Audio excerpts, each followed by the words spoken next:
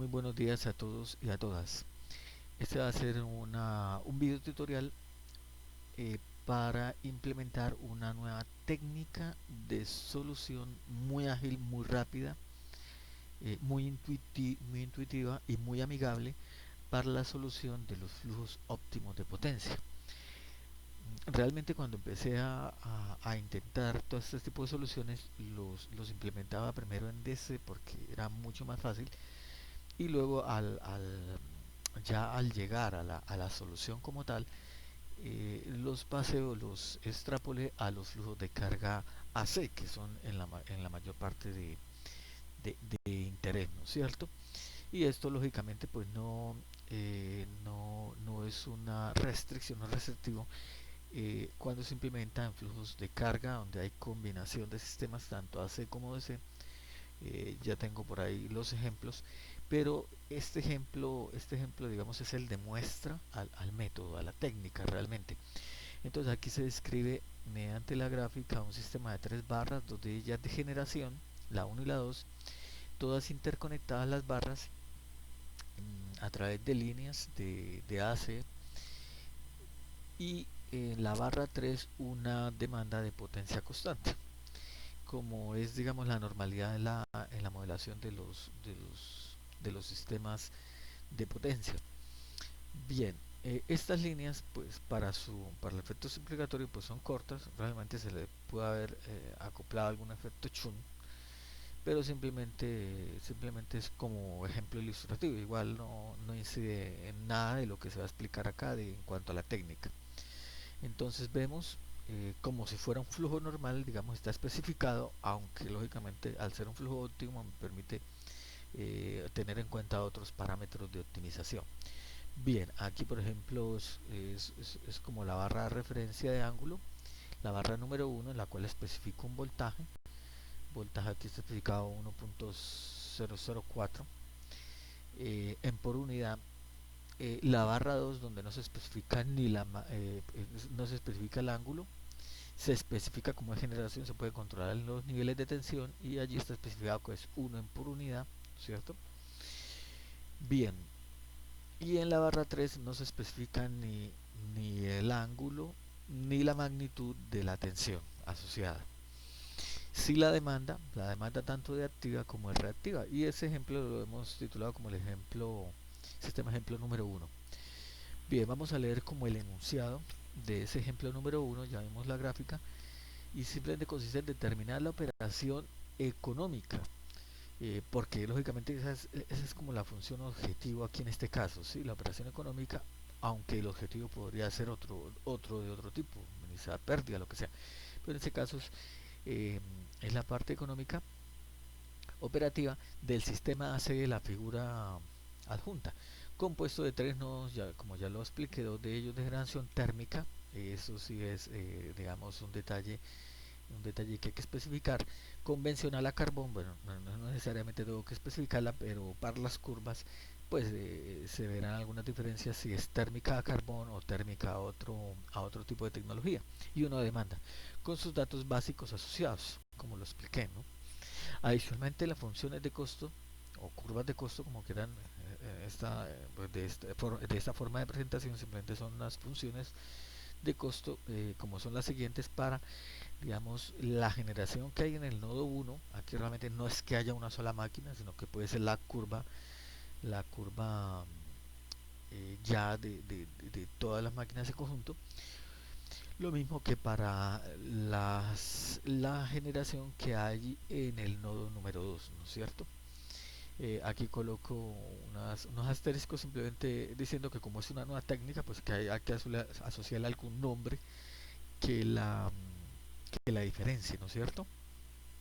Esto viene, me remonto un poquito en la historia, viene digamos de un proyecto de pregrado, el cual empecé a trabajar en el 2000, lo comencé en el 2005, y ahorita pues lo culmino el siguiente fase, el siguiente nivel. En ese primer nivel de 2005 se culminó, eh, era lo que es el flujo de carga convencional y algunos flujos de carga especiales, ¿no? Pero especiales dentro del sentido de que no hacían parte de este conjunto de optimización. Bien, hace el primer método, pues yo le llamé inspección matricial, ¿sí? Que es uno de los nombres que yo aplico acá.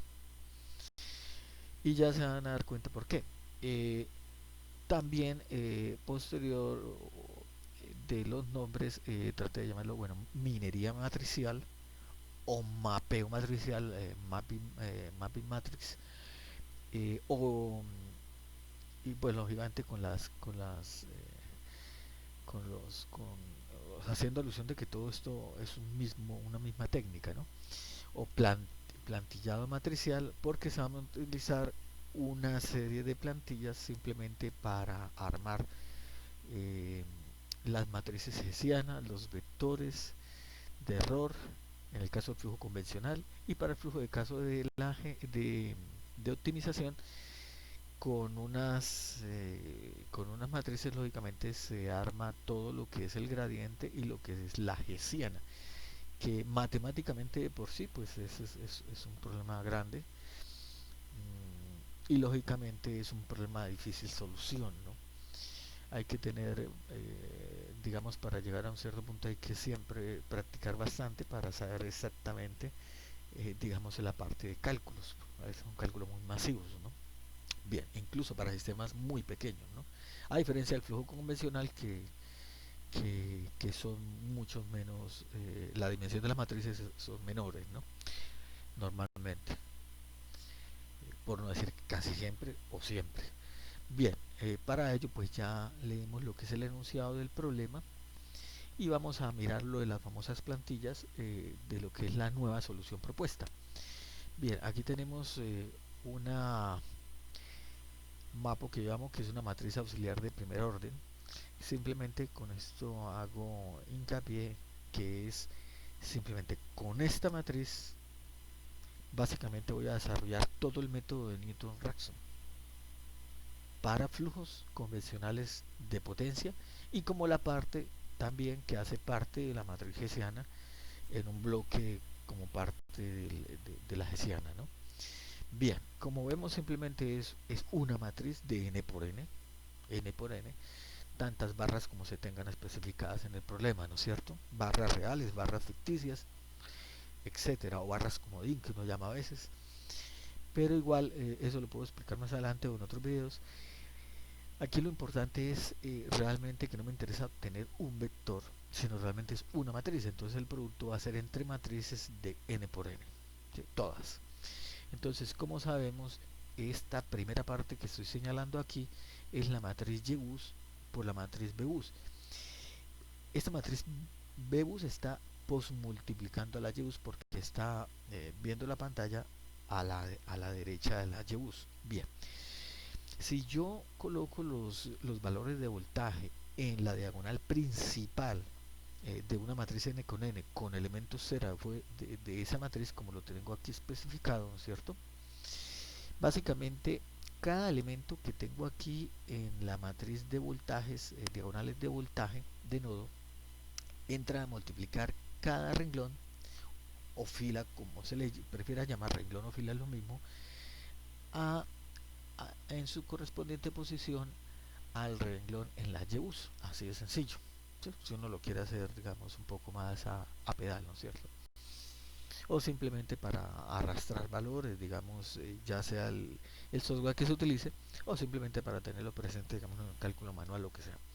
Bien, y lo mismo, digamos, esto hace, ya viéndolo eléctricamente, esto es la corriente, esto sería como la corriente neta inyectada. Si yo formulo la YEBUS con las reglas que normalmente me traen los sistemas eléctricos de potencia, ¿sí? Entonces esta sería la corriente neta inyectada en cada nodo. Y como es n por n, es en todos los nodos. Aquí yo no estoy discriminando si hay un SLAD o si es tipo PV o si es tipo PQ, ¿no es cierto? Que quede claro. Y es n por n. Entonces esta operación es conforme. Y luego, ¿qué hago? Pues premultiplicada por esa misma matriz de voltajes diagonales de nodo, con ceros fuera de la diagonal. Después veremos en qué casos no, en otros videos posteriores, que eso no es tan a rajatabla. En muchas cosas uno siempre tiene que salirse como de ese cuadrado, de esa caja de pensamiento para mirar más opciones de alternativa. Bien, entonces cada uno de esos valores correspondientes en la exposición y de la diagonal entran a multiplicar ya pues al producto como tal o a cada una de a una de las matrices como tal, eh, que tienen a su derecha correspondiente en la columna respectiva, ¿sí? Pues está en la posición I, a la columna I, a cada uno de los elementos de la columna I. Lógicamente, como es en función de potencias, entonces esta es la corriente, como yo decía, este primer bloque multiplicativo, de la izquierda, de la derecha, perdón, en la pantalla, es la corriente. Entonces el conjugado de la corriente, aquí se ve que pongo con, para hacer relación a la palabra conjugado, sería como la corriente conjugada, y al multiplicarlo por los voltajes pues sería como daría elementos, o sea, es una matriz de elementos de potencia, ¿sí? Bien, en cada una de las posiciones donde haya elementos en la YBUS, ¿correcto? Entonces son asociados, ¿sí? Pero son elementos de potencia y es una matriz n por n, ¿bien? Entonces es la matriz que hemos llamado matriz auxiliar y es una matriz compleja en el caso, lógicamente, de sistemas AC. Entonces tendrá una parte real y una parte imaginaria. Eso es lo que hay que tener muy claro, ¿no? Bien, entonces, esa sería el primer, el primer tip para tener en cuenta. Ese sería ya digamos la plantilla para la solución de cómo obtener la jacobiana y el vector de potencias calculadas. Bien, como vemos es un mapa simplemente como un mapa de proceso, pero realmente, bueno, vamos a llamarlo así, pero simplemente es que hace alusión de que a partir de esa matriz, descompuesta en su parte real, como se dan cuenta aquí, y en su parte imaginaria, que es muy sencillo en Excel o en cualquier otro programa de cálculo de ingeniería, MATLAB, SILA, lo que sea, pero lógicamente lo hago en Excel para que ustedes vean las bondades y yo puedo hacerlo con algunos algoritmos de contraste que también tiene el mismo Excel y me permite la flexibilidad. Para mí es muchísimo mayor. De hecho, el trabajo de pregrado, como les mencionaba, yo lo trabajé fue en MATLAB, pero de MATLAB y ya digamos al ejercicio profesional, que normalmente la fuerza de trabajo se hace con base en Excel. Entonces por eso lo he preferido, ¿no es cierto? Y de hecho me ha permitido hacer lo que he hecho en análisis. Bien, entonces simplemente aquí hago referencia, esta es la matriz jacobiana, yo no estoy hablando aquí de dimensiones, aquí para mí todo es n por n, en el caso de las matrices, cada uno de los bloques matriciales, mire, entonces ya si cada uno de los bloques es n por n, pues lógicamente la dimensión de esta matriz mayor, sería de 2n por 2n, ¿no es cierto? Así de sencillo. Bien, y ahora tengo, ese es el vector de potencias calculadas, que con esto se saca el vector de error, ¿no es cierto? Que son las especificadas menos las calculadas. De aquí se saca fácilmente las calculadas. El mapa, ¿qué dice la plantilla? La plantilla es hasta fácil, muy fácil de leer. De hecho, la diseñé para que fuera así, porque es un método netamente pedagógico y de investigación que le permita a uno, pero no sin esto, de poder uno adaptar un sistema real, digamos, con base en esto, en el mismo Excel, ¿no es cierto? Ya el problema es de dimensionalidad y de tiempo, y lógicamente pues sería un estudio por el cual, digamos, ya estaría enfocados específicamente a eso, ¿no? Pero, como podemos ver, ¿qué dice aquí? Vamos a leer la plantilla. La plantilla simplemente dice que de la parte real yo puedo sacar ya dos bloques, así directamente, prácticamente. Este bloque viene acá, viaja acá y llega y se posiciona en este lado, que sería el bloque 1, 2 o el bloque superior derecho de esa matriz mayor jacobiana. Y este sería el bloque, perdón, y de ahí también sería, trayéndolo aquí, simplemente es el negativo de todos los elementos de esa matriz real y se sitúan en este otro sector matricial. Bien, entonces ya tengo prácticamente el 50% de la jacobiana, pero no es una jacobiana dimensionada al problema. Pero igual es tremendamente fácil, digamos, quedarnos con los elementos que son. Bien, entonces, vamos a ver de dónde salen los... Ah, bueno, y de esa misma matriz, pero simplemente es haciendo, mire, la sumatoria por cada una de las filas a los elementos correspondientes, o sea, hago el barrido así, sumando todos estos elementos así en forma de fila, y la traigo para acá, y esa es la potencia calculada, con los valores que tenga de voltajes y de ángulos en el momento de la iteración dada, y ya, punto. Y como es de la parte real, pues es correspondiente, es con la potencia activa. Bien. La parte imaginaria yo puedo extraer estos dos bloques y son exactamente iguales, incluso sin cambio de signo. Así de sencillo. No hay que hacer absolutamente nada más. Y de la parte, bien, esta jacobiana así calculada es cuasi exacta. Solamente habría que tener en cuenta es unos bloques diagonales, pero que esto es una aproximación muy cercana a lo que son con los valores de trabajo de los sistemas de potencia. Bien. Y de la parte imaginaria, ese barrido así en filas, sumándolos todos los elementos y trayéndolos acá, serían las potencias reactivas calculadas. Entonces, esa plantilla, fácil de leer, y ya, tengo. Ahora, es una matriz de 2n por 2n. Si fuese a hacer un flujo de carga, pues tendría que ver cuáles son las variables y eliminar filas y columnas. Aquí en Excel es supremamente fácil, ¿no? ¿Sí? Sale un pequeño mensaje cuando voy a eliminar parte de una matriz, me dice si correr los elementos a la izquierda o a la derecha, dependiendo si estoy eliminando fila o matriz, y se van para arriba o se van para abajo, pero igual, o sea, eso no afecta a la solución. Bien, y vamos, digamos, al gran desafío que me planteé durante todos estos años, que es llegar a la solución de, de esta de esta misma forma, pero enfocado en optimización. Problema de optimización que es un problema hard solution, una solución difícil de obtener. Bien, esta es la hessiana, digamos, yo la llamo aquí principal porque digamos hay unos elementos de orla que van alrededor de ella, pero que son de muy fácil solución matemáticamente, entonces realmente no me preocupa eso y no es tan masiva como esta hessiana principal o central o core que yo llamo. Puedo obtener el gradiente que está acá, ¿sí?, a través de estas matrices auxiliares de segundo orden o un método MASO, llamémoslo así, por, sus, por su acrónimo. Bien, entonces, si en el flujo normal y convencional de carga o como parte del proceso de la matriz hessiana en la parte de optimización es muy fácil obtener la jacobiana a través de esta plantilla, no es, no, no es diferente para el caso de la optimización. Simplemente que aquí se obtiene dos matrices ya reales, digamos, hallar la parte imaginaria y la parte real de M.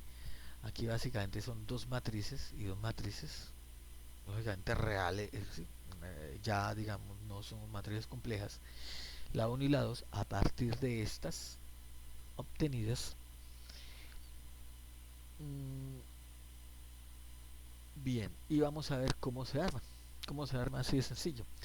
Es muy sencillo, ¿por qué? Porque aquí estamos diciendo es simplemente, yo puedo, esta matriz que tenía M compleja, multiplicarla por otra matriz, y tiene que ser así, de igual dimensión diagonal, pero ahora es con los lambdas de cada barra, tanto en potencia activa como en potencia reactiva. O sea, los he llamado lambdas P y lambdas Q, como se pueden dar lambda P, por aquí hay un lambda Q. Entonces, si yo cojo una matriz premultiplicatoria diagonal con esos elementos, lógicamente esos elementos sí no son complejos. La M sí, no importa, usted puede armar un complejo con los lambdas, lógicamente con la parte imaginaria en cero. Y así de sencillo, pues aquí en Excel se puede hacer la multiplicación y se obtienen. Entonces, digamos, al multiplicar esa, ese lambda, tanto de la potencia activa como de la potencia reactiva de esa matriz, por esa matriz auxiliar, pues obtengo Y ya separando la parte real y la parte imaginaria, obtengo estos productos, ¿no es cierto? Entonces tengo las landas de potencia activa por la parte real y por la parte imaginaria, lo mismo por las landas de la potencia reactiva. Y tengo la parte real, la parte imaginaria. Bien, eso es muy sencillo, ¿no? Tan, tan, salen estos cuatro matrices.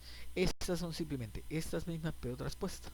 Simplemente lo quise, digamos, como verlo un poco gráfico en el sentido de no colocar por ahí un superíndice que diga T de traspuesta, sino simplemente es volteando ahí 90 grados, pues digamos el nombre de la matriz que hace alusión a de dónde salió, ¿no? Digamos a un producto de dos matrices, y si hace parte de su parte real o de la parte imaginaria. Así de sencillo. Entonces, aquí lo tengo. Y estas flechitas me indican qué hago con esas matrices, con esos pares de matrices.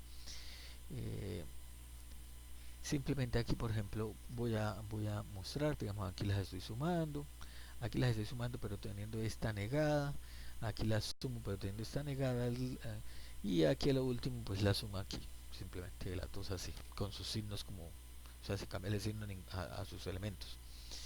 Y lógicamente pues por aquí viene un resultado, por aquí tomo el otro y aquí vuelvo y las agrupo, y ahí se obtengo, y así del otro lado, mire, de estas cuatro centrales obtengo esta matriz número 2, pero digamos la plantilla está ahí y es muy fácil interpretarla, bien muy fácil sacarla.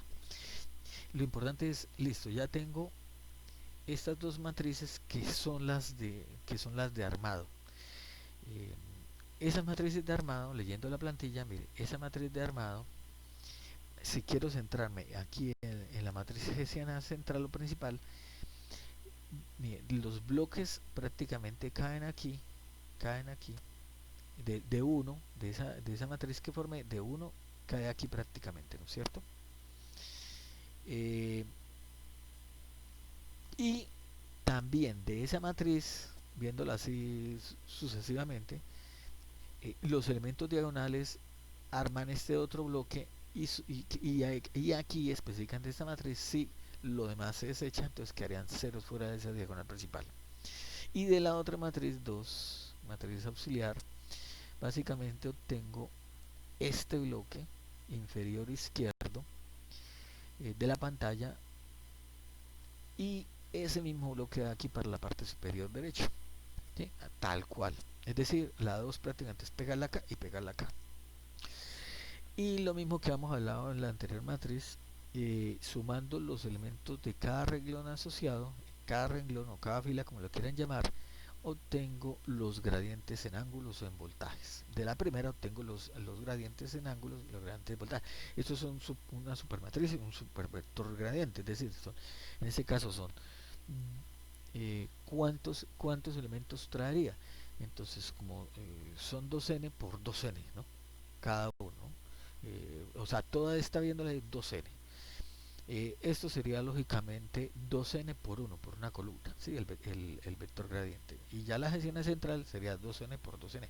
Todos los elementos los necesito. Hay que no tanto redimensionarlas, sino eliminar filas y columnas correspondientes que no se necesiten, y ya veremos cómo. Y prácticamente esto está al 90%, porque falta la orla, pero la orla se arma a partir de la jacobiana, ¿sí? Se coloca por aquí abajo, se coloca la jacobiana, y por aquí se coloca aquí en esta parte se colocaría la parte la jacobiana traspuesta, y por aquí viene otra orla de unos y ceros, y aquí, bueno, de unos coeficientes ya de la función de costo, por aquí una matriz de ceros, y listo, eso es todo. Esa es la orla, pero lo voy a explicar lógicamente más detalladamente. Entonces, aquí está lo de la orla, la plantilla. Entonces, aquí como se puede ver, ¿qué tengo? Lo que yo les decía, esta fue la caja jacobiana que yo les estaba mencionando, que es armarla con la plantilla anterior, que es supremamente fácil. Prácticamente son sumas matriciales. Eso no tiene nada que ver, por ahí unos productos matriciales y sumas matriciales. ¿Y la orla en qué consiste? Pues consiste en vectores, en vectores o matrices, más bien llamémoslo, porque realmente, por ejemplo, aquí esta parte superior de la orla sería una matriz de n generadores por n generadores, es decir, es cuadrada tantos generadores haya, y en la diagonal principal están los coeficientes A. Si son cuadráticas, entonces el coeficiente que acompaña a la P al cuadrado de cada una de las funciones de costo, ¿sí? Que para efectos lógicamente sería este valor. Por ejemplo, eh, para este caso sería el, el 10 multiplicado por 2 y aquí el 12 multiplicado por 2. Entonces aquí simplemente es el 2 por AI. Realmente aquí le faltó el 2 por los AI. Y eso es todo.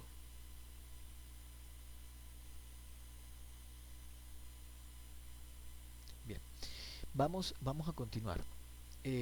Aquí sería una matriz. Lógicamente no necesariamente son cuadradas, como digo, son 2 por 2. Aquí depende del número de generadores, del número de barras. Entonces, el número de n serían de ng por n. Sería, por ejemplo, esta pequeña matriz que es, y es de ceros. Ceros acá. Aquí es una matriz de ceros o menos uno, dependiendo. Matriz de ceros. Y aquí, pues, esta es prácticamente la respuesta de esta, o como la quieran ver, la matriz central. Y lo que yo les decía, la otra orla aquí, esta parte, sería la jacobiana, aquí esta, pero transpuesta acá, y es una matriz de ceros, y esto es una macromatriz hessiana, digamos, ya es la propiamente matriz del método, matriz hessiana del método. Bien, ¿de qué depende estos unos o unos ceros? Simplemente donde esté por aquí eh, las funciones de costo en sus derivadas, ya veremos que en las restricciones pues aparecerán unos valores donde al derivar pues quedará un menos uno, y realmente es una matriz muy hueca, muy con más ceros que unos, digámoslo por decirlo, porque es la normalidad de los sistemas de potencia, son mucho más las barras de demanda y que las barras de generación y las barras de generación. Bien, y en algunos casos no todos los generadores entran, digamos, en el esquema de la optimización, sino que en algunos ya entran con potencia definida, entonces no entrarían aquí en estos bloques con menos unos. Bien, entonces ya teniendo como esos preliminares, vámonos, digamos, a la solución del problema, que la solución del problema es muy sencilla. Ya con todo eso, digamos, cuáles serían como los valores a encontrar en, para la solución. Como podemos ver, digamos, variables como tal son 9 según el recuento aquí, mire, 9. Es decir, digamos, las dimensiones de las matrices y de la matriz hessiana ya de trabajo y del vector gradiente va a ser de 9, ¿no? En su dimensión principal, digámoslo así. Bien, esos son simplemente valores de arranque, ¿sí? Así como yo puedo haber tomado cualquier otro valor. Eh, digamos, aquí no digo que esté pues aproximado al 100%, que no, sino que simplemente, es decir, no hice un despacho económico a nodo único, pero pude haberlo hecho, y con base en el despacho a nodo único tomar algunos valores que salen de ahí, por ejemplo estos dos eh, y estos dos, para cogerlos y colocarlos de una manera más aproximada, pero digamos, eh, ya habiéndolo hecho, uno también puede, digamos, colocarlos, no necesariamente esos, sino unos muy aproximados para el arranque. Ustedes pueden ver los lambda de la barra con que arranco, también la barra de carga en su potencia activa, y en su potencia reactiva es un valor curioso, es un valor mucho más bajo, lógicamente, porque la incidencia sobre el costo de la potencia reactiva incide de manera directa a través de las pérdidas que se requieren para llevar ese flujo de potencia reactiva. Por eso es que es mucho más bajo el costo incremental de barra o de nodo, eh, haciendo alusión a la potencia reactiva en ese nodo en particular, que en este caso sería el 3, es decir, de esta barra 3 que solo demanda. Bien, que podemos ver aquí los ángulos los inicio en ceros, y la magnitud de voltaje del nodo que no tengo especificado, que es la de demanda, como eso en los flujos de carga convencionales, aunque eso es un flujo óptimo, ya veremos que no necesariamente, por ejemplo, la potencia, el voltaje en un nodo generador, podría yo dejarlo también variable, pero bueno, eso para llevarlo más digamos a la comparación de un flujo convencional, lo dejé así. En otro ejemplo lo miraremos, digamos cómo queda al variar ese voltaje, por ejemplo en el generador 2, como una variable más del problema de optimización, pero por aquí es, digamos, estos digamos son como las variables también de un flujo convencional como uno lo venía tratando. Esta no, porque esa se especifica, y en el generador uno no se especificaría porque sería digamos, el generador es LAT, y en un flujo convencional no se especificaría. En este caso, eh, las potencias de los generadores que están dentro del proceso de optimización no se especifica ninguna, ¿ok? Sino variables de decisión, si uno lo quiere llamar. Bien. Bueno, esta es la derivada de la función de costo, que es el llamado costo incremental, asociado, digamos, a P1 y a las funciones de costo. Entonces, como para ver en el arranque, bueno, en el arranque y durante el transcurso de las iteraciones, cómo van quedando, ¿no? Estas son las potencias de demanda y de generación en la barra 3 y son negativas, porque son potencias netas inyectadas, acordémonos de eso, ¿no? Eso es de sistemas de potencia de pregrado, que simplemente es para verlo de manera compleja, porque Excel lógicamente maneja complejos y de hecho uno necesita para desarrollar los métodos, pues, y los sistemas de ACE, pues complejos, ¿no? Eh, bueno, aquí este es el costo, digamos ya el costo, o sea, esos son los costos incrementales, esto ya es el costo, ¿no? Sin derivar, esto ya es derivado, la derivada en función de la P.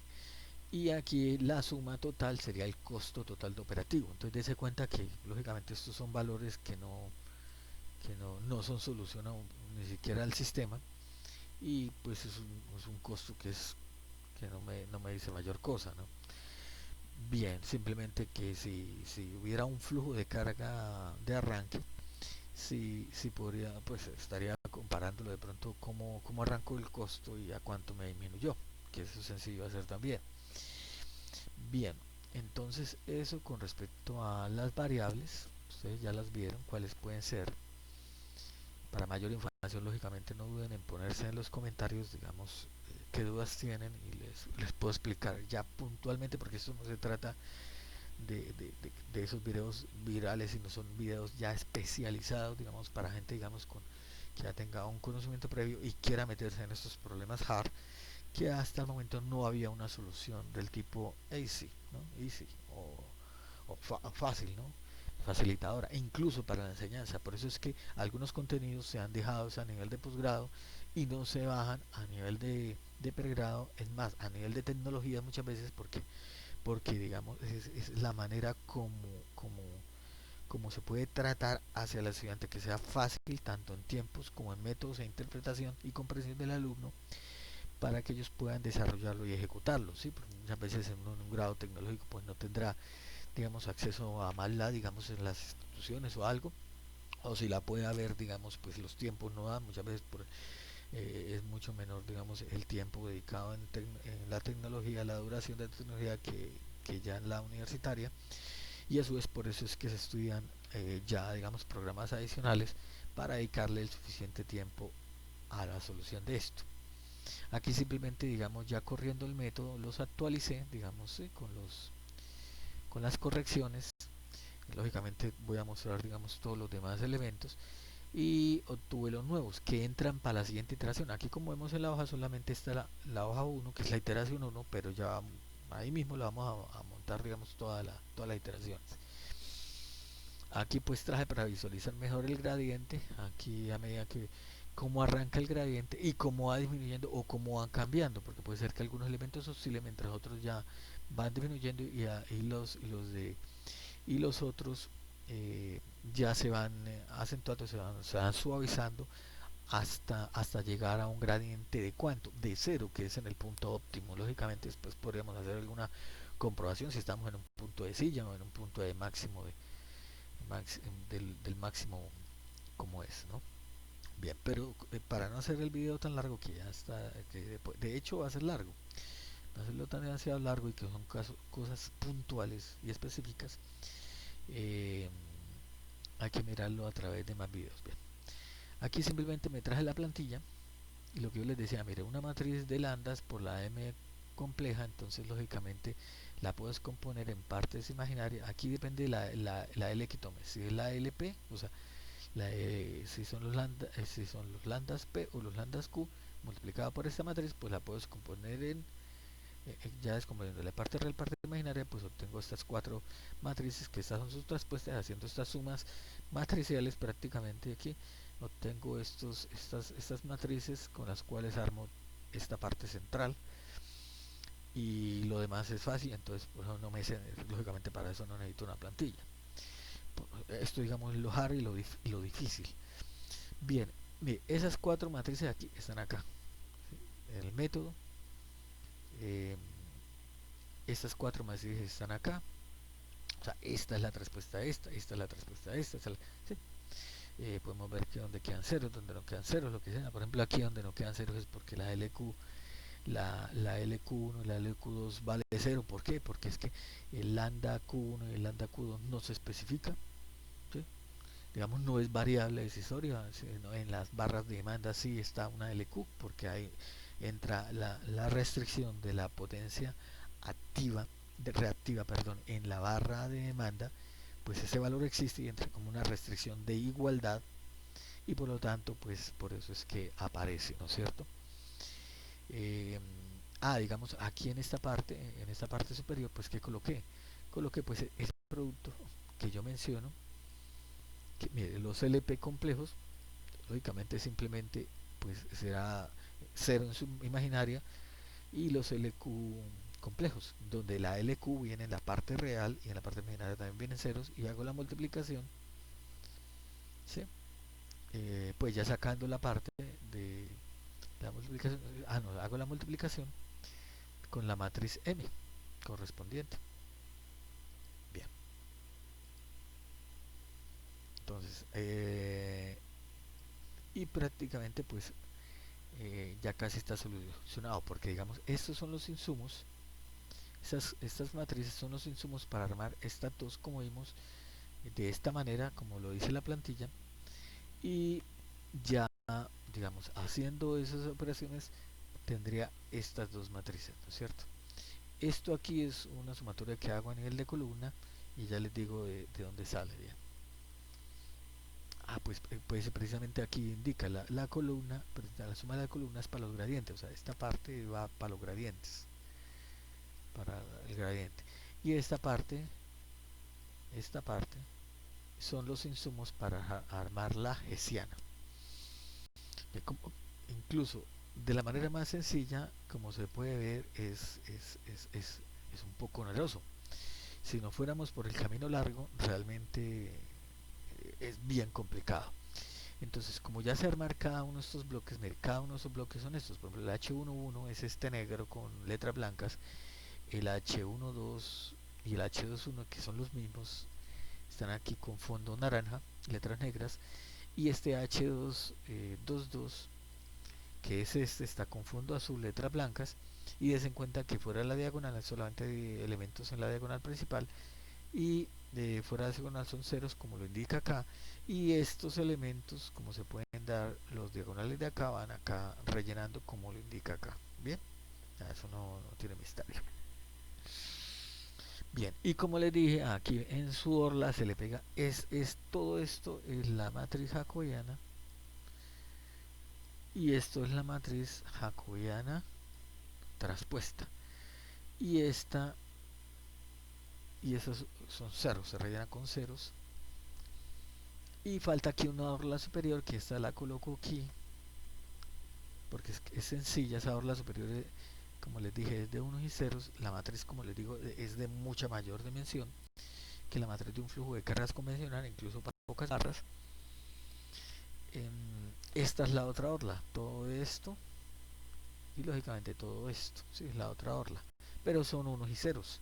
Solamente aquí en esta partecita de una matriz 2x2 se le coloca lo que digo, son los dos veces los coeficientes de la función de costo de la componente cuadrática correspondiente a cada generador. Entonces en la primera función de costura 10p al cuadrado. Entonces dése cuenta que al derivar por segunda vez solamente queda eh, el 2 por ese coeficiente, que quedaría 20, aquí quedaría 24. Es decir, ese 20 saldría de donde, aquí, de 2 por 10, y el 24 es 2 por 12, ¿cierto? Bien, son ceros y unos y menos uno simplemente en la posición donde está la restricción, porque en la restricción aparece una P, ¿cierto?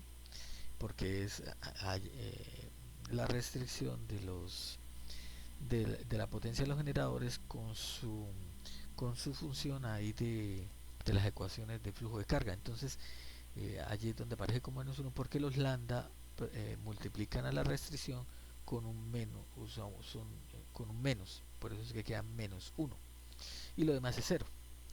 ¿Por qué hay unos parches negros? Simplemente porque, digamos, esos son las variables, las columnas o las filas que hay que eliminar, porque como les digo, todo se armó ahorita macro, pero que, digamos, toda esta orla, todos los elementos de orla, desde cuenta que eso no elimina nada, ¿sí? Son dos generadores, pues la dimensiones son dos para acá y dos para acá, de esa orla superior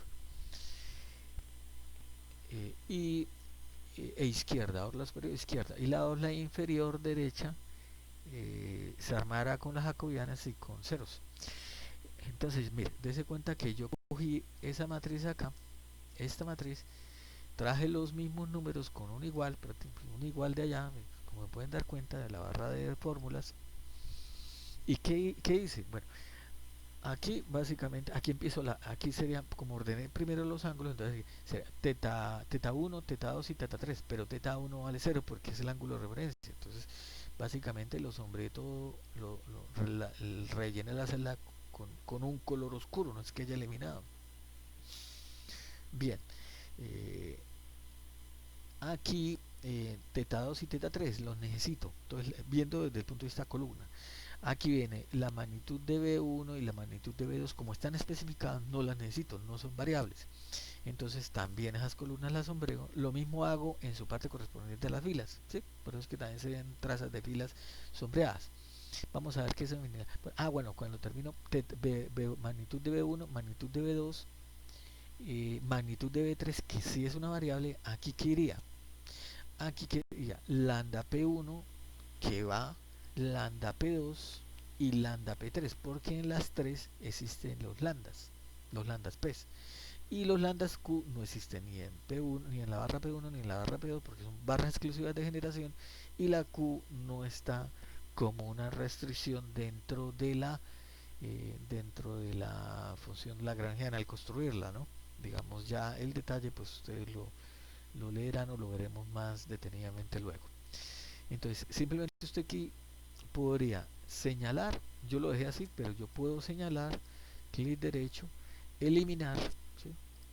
¿Sí? Desplazarse a la izquierda, entonces aceptar. Entonces ahí hubiera, ¿sí?, eliminado y me corre automáticamente todos los valores que tenía para acá, es decir, no se me ha dañado la formulación, ¿sí? O simplemente se trata de los parches que no están de los que no están parcheados de los elementos, usted se trae esos elementos y los arma en esta matriz que quedó de 9 por 9, que son las variables que yo tenía aquí al principio, que esto es un problema de 9 por 9 aquí, miren, si lo pueden ver, ¿sí? 9 por 9, y aquí están cuáles son las variables que realmente existen para la solución del problema, eh, de interés para la solución del problema, y, y ya tendría, digamos, haciendo esa eliminación y ese orlado, esta es la matriz que voy a invertir, porque es el mismo método de Newton-Raphson, ¿sí? Con la matriz inversa. Bien,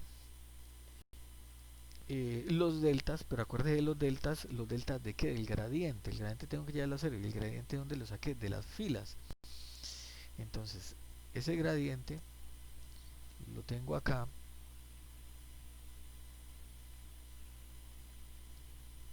acá. Ese gradiente lo tengo aquí de la suma de las filas, parte de ese gradiente y viene acá, ¿no es cierto? Entonces, aquí está sombreado, entonces necesitaba 3, teta 2, teta 3, y la magnitud de B3. Entonces, eso lo tuve ahí. Lógicamente, al eliminar los elementos correspondientes, pues lo tengo, no necesito armarlo todo como tal. Em, el gradiente. Entonces, vamos a asomarnos aquí al gradiente. Bien. Entonces, mira, el gradiente de las variables, estos son los que obtuve por el método indicado. Esos son muy fáciles de armar porque el gradiente esto y estos son también muy fáciles de armar porque simplemente el el mismatch, digamos, de la especificada contra la calculada, que eso sale de la matriz M, de la suma de la matriz en la parte real, la parte imaginaria, como le digo. Entonces, y negado, digamos, allí es ese valor, pero negado, contrario al flujo de carga convencional, aunque puede tomar igual con el otro signo.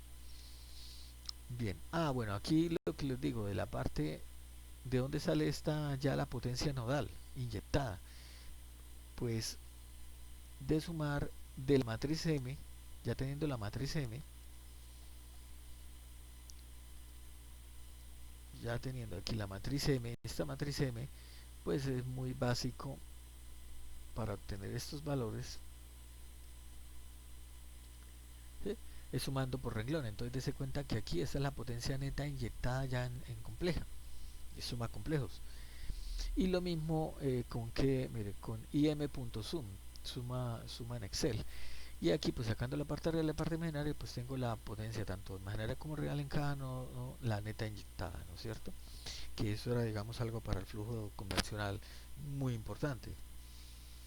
Bien, y con base en eso, pues yo saco lo que es la matriz de deltas, que ya es multiplicar aquí la inversa por el gradiente, eh, y obtengo los delta dependiendo, con un signo menos, dependiendo de cómo haya tomado alguna cosa allí. Y esos deltas son los que actualizo acá en lo rojo, sumando esto con esos deltas me da esto. Y eso es lo que me sirve para la iteración 2. Ahora voy a mostrar las demás iteraciones. Entonces simplemente para las demás iteraciones, ¿yo qué hago? Ya teniendo este esquema montado, eh, simplemente voy a hacerme de clic derecho, mover o copiar, mover al final, crear hoja nueva, que voy a copia, digo. Ahí aparece lógicamente una hoja 2, una copia. Y aquí me paro, aquí en el azul, le doy igual, ¿cierto? Luego de darle el igual, me vuelvo a la hoja 1, a la iteración anterior, y el rojo lo señalo y le doy enter. Me lo trajo. Y aquí entonces arrastro y él me trajo de esta manera todos los valores, ¿cierto? ¿Cómo evoluciona el gradiente? Esa es buena pregunta. Mire, disminuyeron a comparación del anterior, ¿sí? Van disminuyendo. Algunos, lógicamente, en algún momento pueden llegar a oscilar mientras los demás disminuyen y después ellos se suavizan en su disminución. Bien. Mover o copiar, mover al final, crear copia, pues crearía la iteración 3 y voy a repetirlo hasta la última. Entonces aquí vuelvo y señalo, doy igual, aquí estoy iterando, realmente estas son iteraciones, me levanto un poco ahí a semipedal, pero son iteraciones. Después les explicaré cómo y por qué y cómo hacerlo, digamos, ya automáticamente en Excel, porque pues, usted necesita hacer iteraciones para llegar a la convergencia.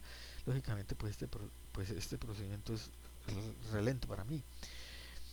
Bien, entonces me vuelvo aquí a la hoja anterior, tomo el rojo, que es el actualizado, le doy enter y ahí lo trajo, luego arrastro para traer todos los demás, lo voy a salvar por si acaso, eh, y el gradiente va disminuyendo. Por ejemplo, este está oscilando, pero igual los demás van disminuyendo y luego se lo arrastran a él. Entonces, mover o copiar, mover al final. Voy a hacer todas las iteraciones para que ustedes se den cuenta, aunque parezca un poquito cansón. Esta sería la cuarta. Aquí una igual, para que digamos quede un poquito en la retina. Digamos que se hace y verán lo sencillo que es iterar. Incluso de esta manera, pues esos problemas no es que se vuelvan tremendamente complejos, ¿no? Esta es la iteración 5. Ahí apareció la hoja nueva. Entonces igual me vuelvo a la iteración 4, tomo este valor, lo traigo aquí, inicio la iteración, listo. Dese cuenta cómo va el tema del gradiente. El gradiente muchos ya han disminuido fuertemente. Este pues va disminuyendo. Modelo copiar, vamos a tratarlo de llevar hasta el final. Realmente por lo fácil no voy a dejar 13 iteraciones, 12 iteraciones. No sé cuánto me demora, alrededor de un minuto, no sé. Entonces vamos a hacer.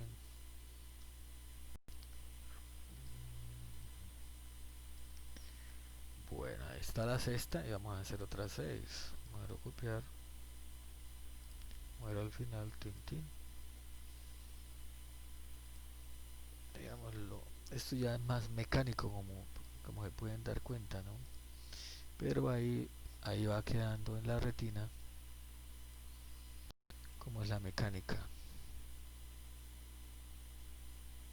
Van 7 iteraciones. Bueno, revisemos aquí como el gradiente. Mire, el mayor es menos 1.4, el resto incluso hay unos en por 10 a la menos 0.5, o sea, ya es un valor muy pequeño, ¿sí? Vamos a ver.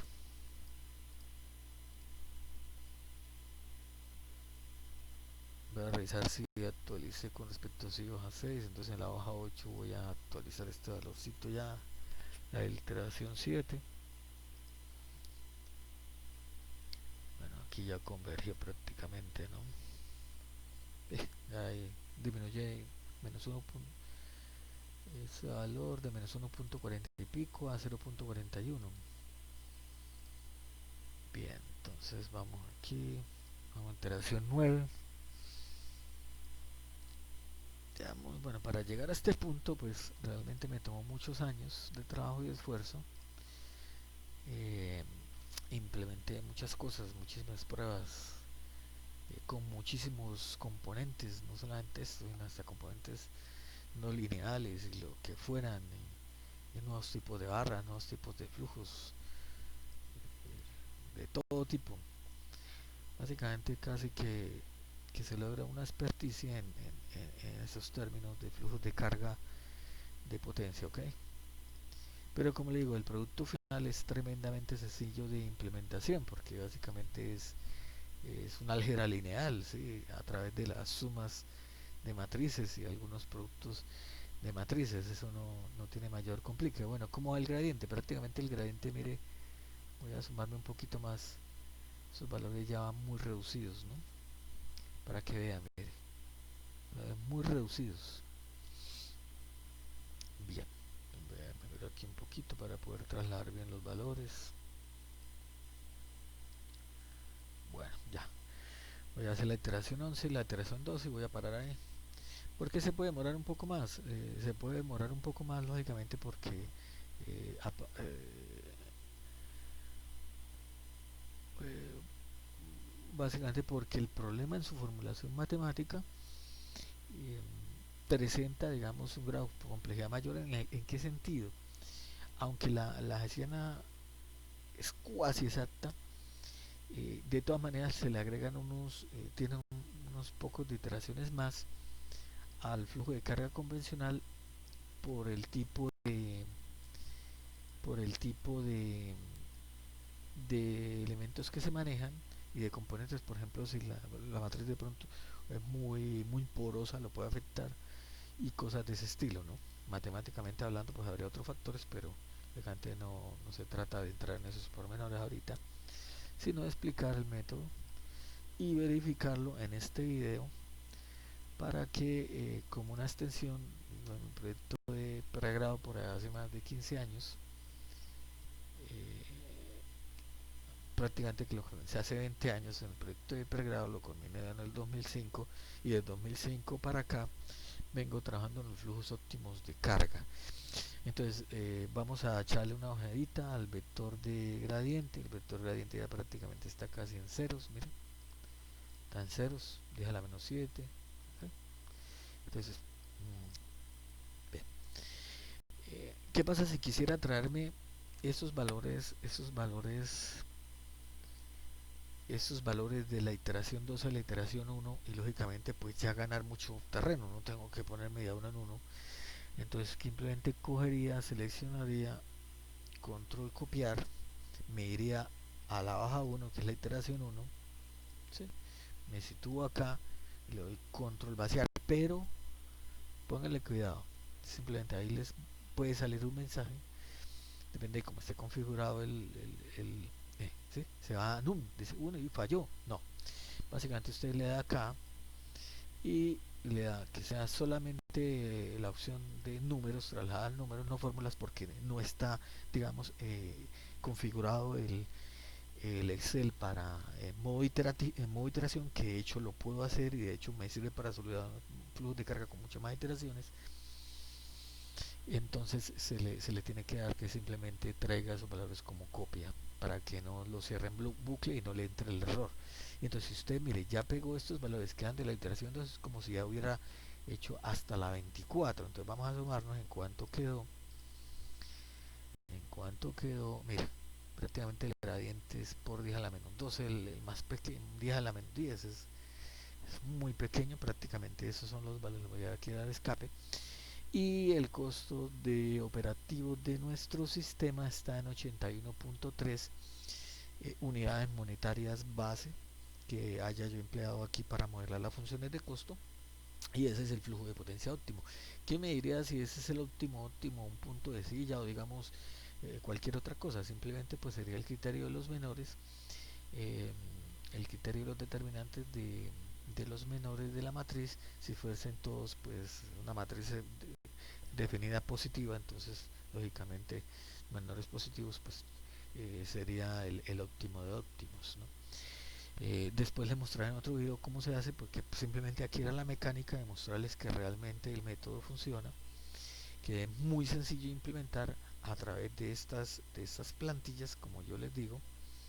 El flujo de carga convencional pues básicamente es 10, el 10%, eh, es un 10% de complicado a lo que es un flujo de carga óptimo. De hecho, ¿por qué es este video? Porque es que realmente eh, yo me podía traer todos estos valores y, digamos, imprimirlos en un libro, ya sea digital o ya sea no digital, de papel. Entonces, podría tener, digamos, ejemplos paso a paso iterativos de lo que es un flujo de carga óptimo, cosa que en la literatura prácticamente la ausencia sí es la norma, ¿no? Pero básicamente es por lo difícil. Entonces, que usted encuentra en Google, que encuentra en la literatura. De hecho, yo tengo la gran mayoría de libros especializados en Power System Operation and Control o Operation, digamos que son los que toman ese tema.